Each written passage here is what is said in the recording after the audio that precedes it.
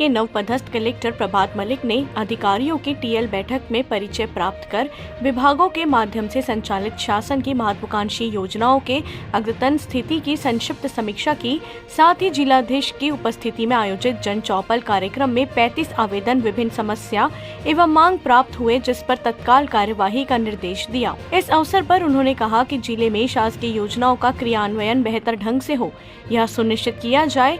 साथ ही विभागों को प्राप्त आवेदनों का निराकरण समयावधि के भीतर हो, अधिकारी प्रकरण लंबित न रखे। कलेक्टर ने जिले में मनरेगा के तहत निर्माण कार्य, गौठान एवं चारगाह निर्माण, वन विभाग में स्वीकृत आवर्ती चराई, गोधन न्याय योजना के तहत गोबर खरीदी, वर्मी कंपोस्ट, सुपर कंपोस्ट, राजस्व प्रकरण, वन अधिकार पट्टा वितरण, लोक सेवा केंद्र के प्रकरण, आयुष्मान कार्ड, मुख्यमंत्री हाट बाजार क्लिनिक, जल जीवन मिशन तथा किसान क्रेडिट कार्ड के अद्यतन स्थित की विभाग के अधिकारियों से जानकारी ली। अविवादित नामकरण एवं सीमांकन के प्रकरण लंबित न रखा जाए।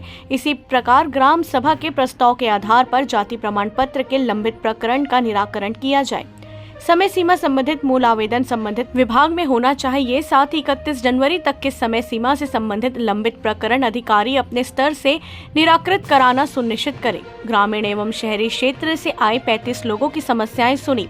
उन्होंने संबंधित विभाग के अधिकारियों को मौके पर आवेदकों को उसकी समस्या के निराकरण के संबंध में आवश्यक कार्यवाही करने के निर्देश दिए।